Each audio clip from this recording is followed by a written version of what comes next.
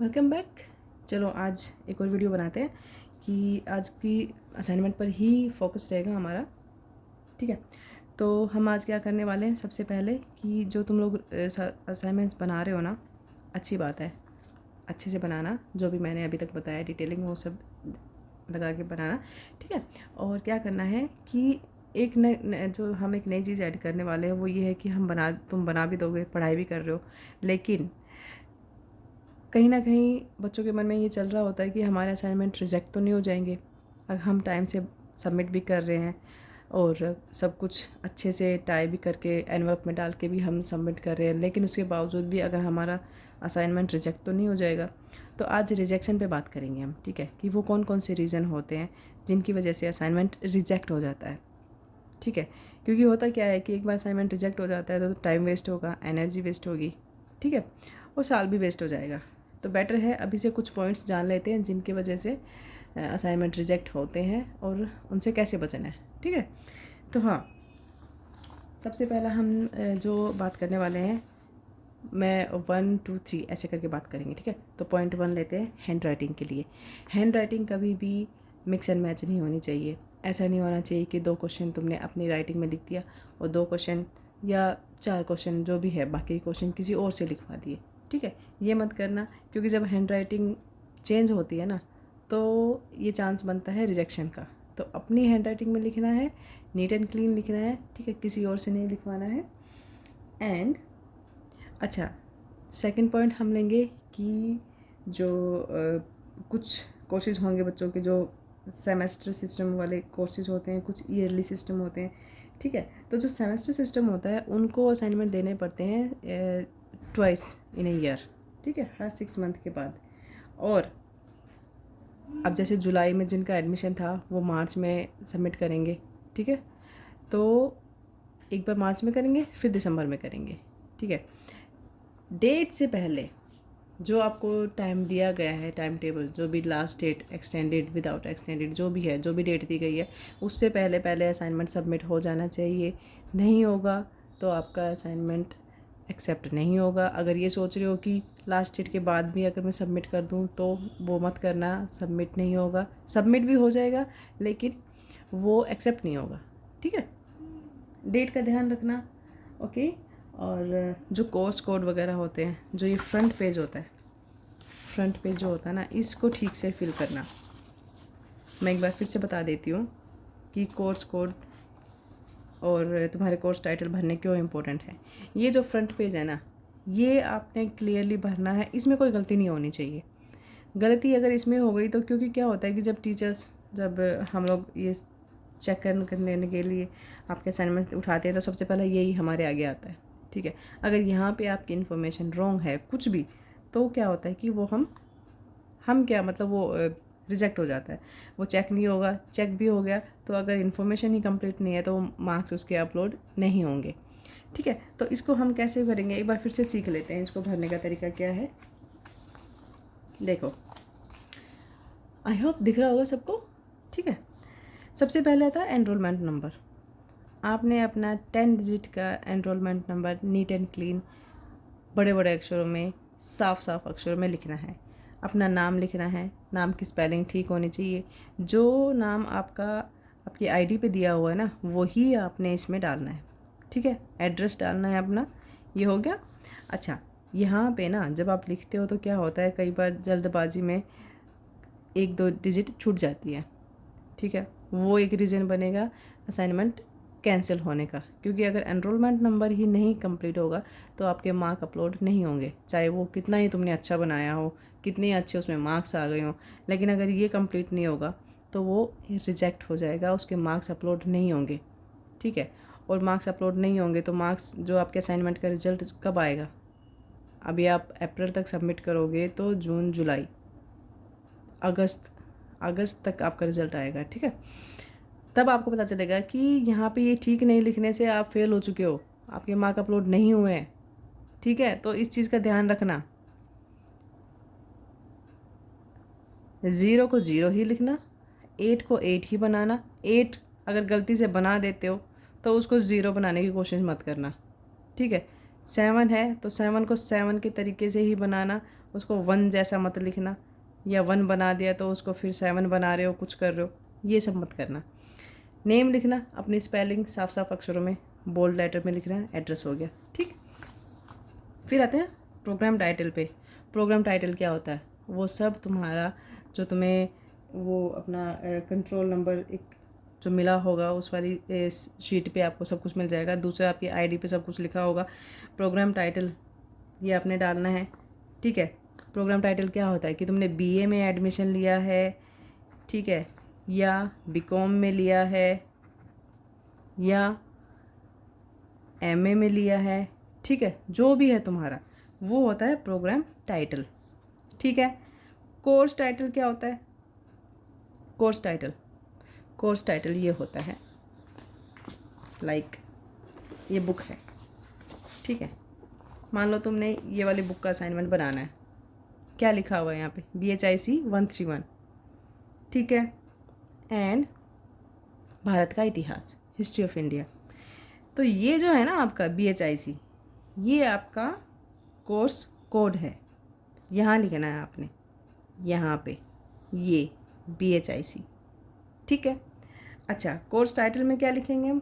Title होता है ये वाला, आपकी बुक का नाम, भारत का इतिहास, ये आ जाएगा यहाँ पे, हिस्ट्री ऑफ इंडिया, ठीक है, ओके। रीजनल सेंटर कोड, ये भी आपकी आईडी पे मेंशन होगा, वहाँ से ले लेना, यहाँ पे डाल देना। रीजनल सेंटर कोड नहीं होगा तो पता ही नहीं चलेगा टीचर को, ठीक है, या जो आपके रिसीव करेंगे ना असाइनमेंट्स, उनको नहीं पता चलेगा कि ये कहाँ का है। स्टडी सेंटर कोड, ये भी आपकी पूरी उस पर डिटेलिंग जो होगी आपकी, आप ऑनलाइन जाके चेक करना, स्टडी सेंटर कोड डालना, ठीक है। और अगर ये चीज़ें आप गलत डाल देते हो ना तो भी आपका असाइनमेंट रिजेक्ट हो जाएगा, ठीक है।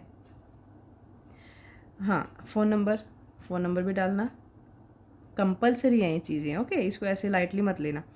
Email ID, date, signature sorry, ये चीज़ें हो गई क्लियर, ठीक है।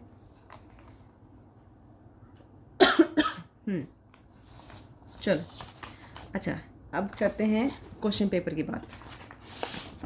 जिन लोगों ने अभी तक असाइनमेंट बना लिए हैं या जो बना रहे हैं, उनके लिए एक इम्पोर्टेंट बात ये है कि कुछ सोच रहे होंगे कि हम अगर अभी असाइनमेंट ना बनाएं, ठीक है, या बना दिया है और टाइम से अगर तुम लोग सबमिट नहीं कर पाते हो, 30 अप्रैल तक भी अगर सबमिट नहीं कर पाते हो तो क्या करें?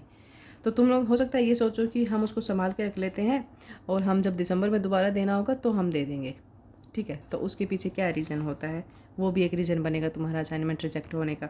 देखो, ये जो क्वेश्चन पेपर दिया हुआ है BHIE 142 का, इसे फॉर एग्जांपल, ठीक है, ऐसे लेना, सबका ऐसा ही मिलेगा, बट सब्जेक्ट अलग अलग हो जाएगा, पैटर्न यही मिलेगा।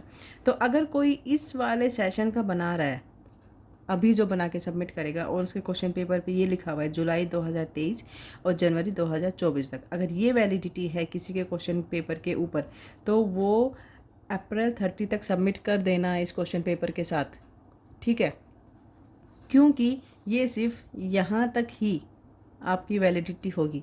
अगर तुम सोच रहे हो कि इस क्वेश्चन पेपर के साथ मैं असाइनमेंट टाइम से नहीं सबमिट कर पाया तो मैं वो जनवरी में दे दूँगा, तो वो दिसंबर में दे दूँगा, तो दिसंबर में नहीं होगा, दिसंबर में अलग क्वेश्चन पेपर आएगा विद अनदर वैलिडिटी, ठीक है। तो ये जनवरी तक का है, सबमिट करो फटाफट। और जो दिसंबर में देने वाले हो, अगर यही वाला दिसंबर में दोगे तो ये भी रिजेक्ट हो जाएगा, क्योंकि इसकी वैलिडिटी सिर्फ जनवरी तक है, जुलाई 23 से जनवरी 24 तक है, ठीक है। तो इस चीज़ का ध्यान रखना। और कुछ स्टूडेंट्स के कमेंट्स आए थे कि क्या हम सारे असाइनमेंट्स एक ही साथ सबमिट कर दें? नहीं, ऐसे मत करना। जितने भी तुम असाइनमेंट बना रहे हो, 1 बना रहे हो, 2 बना रहे हो, या किसी को 8 भी बनाने पड़ रहे हैं और किसी को 4 भी बनाने पड़ेंगे, तो करना क्या है कि हर असाइनमेंट को अलग अलग एनवलप में डाल के सबमिट करना है। एक ही एनवलप में डालोगे, कई बार क्या होता है कि मान लो BHIC है, ठीक है, ये मान लो मेरा ये सब्जेक्ट है, ठीक है, तो मेरे को ये वाला चेक करना है। अगर ये वाला असाइनमेंट मेरे पास आता है तो मैं ये तो चेक कर दूँगी। ये किस केस में बात कर रही हूँ मैं? जब तुम लोग सारे असाइनमेंट अपने 8 के 8 एक ही एनवलप में डाल के सबमिट कर दोगे, ठीक है, वो सबमिट तो हो जाएगा, लेकिन वो पूरा एनवलप क्या है, वो एक ही टीचर के पास जाएगा। ठीक है, तो उसमें क्या होगा कि जिस टीचर का जो असाइनमेंट होगा वो तो चेक कर देगा, लेकिन जो बाकी उसके नहीं होंगे वो फिर कैंसिल हो जाएंगे। कैंसिल क्यों हो जाएंगे? क्योंकि वो उस टीचर का है ही नहीं, पता ही नहीं चलेगा वो किस टीचर के असाइनमेंट्स है। तो अपने जितने भी असाइनमेंट दोगे वो इंडिविजुअली देना, ठीक है। अलग अलग क्वेश्चन पेपर लगाना, सबका आईडी लगाना, question paper ID front page और अपना असाइनमेंट, ठीक है। उसको अच्छे से टाई करके हर असाइनमेंट को अलग एनवलप में डाल के सबमिट करना, और एनवलप को भी पिनअप कर देना, ठीक है। ये हो गया। तो इन शॉर्ट कि एक ही एनवलप में सारे क्वेश्चन पेपर असाइनमेंट्स डाल के सबमिट मत करना, कैंसिल हो जाएंगे। ध्यान से सुनो, कैंसिल हो जाएंगे, ठीक है। ओके, अच्छा, ऑनलाइन वालों के लिए क्या है कि जो ऑनलाइन करते हैं जो लोग, उनको क्या होता है कि कई बार फाइल साइज़ का पता नहीं होता, ठीक है। कई बार क्या होता है कि 25 MB और 10 MB की फ़ाइल एक्सेप्ट की जाती है, ठीक है, यहाँ तक तो हो जाता है, लेकिन अगर उससे बड़ी फ़ाइल आप सबमिट करते हो तो वो एक्सेप्ट नहीं होती है, वो भी रिजेक्ट हो जाती है। तो ये भी रीज़न होता है कि आपके ये रिजेक्ट होने का, ठीक है। एक चीज़ और कि जब आप असाइनमेंट सबमिट कर दोगे तो रिसिप्ट लेना मत भूलना। रिसीविंग जब जाओगे ना आप, ये मैं ऑफ़लाइन वालों की बात कर रही हूँ। आप जब ऑफ़लाइन में अपने असाइनमेंट सबमिट करने जाओगे तो जितने भी असाइनमेंट आप सबमिट करोगे तो वहाँ पर जो भी ऑफिस में जो भी पर्सन वहाँ पे आपके असाइनमेंट्स रिसीव कर रहा होगा उनसे रिसीविंग ज़रूर ले लेना। रिसीविंग क्या होता है कि it's a proof that you submit your assignments. Okay, PDF बना के रख लेना अपने असाइनमेंट्स का। क्यों बोल रही हूँ मैं? क्योंकि इन केस अगर कभी भी असाइनमेंट रिजेक्ट होता है किसी भी रीज़न से, या मिसप्लेस हो जाता है, या फट जाता है, या टीचर्स तक नहीं पहुंच पाता, तो क्या होता है कि जब आपका रिजल्ट आता है ना और मार्क अपडेट नहीं होते हैं, तब आपको दोबारा ना बनाना पड़े, इसलिए बेटर है रिसीविंग हो, ठीक है। रिसीविंग के साथ साथ ये तुम्हारा PDF, तो उसमें क्या है कि आप दोबारा से उसका प्रिंट आउट लेके दोबारा से सबमिट कर सकते हो। ये चीज़ें हो गई।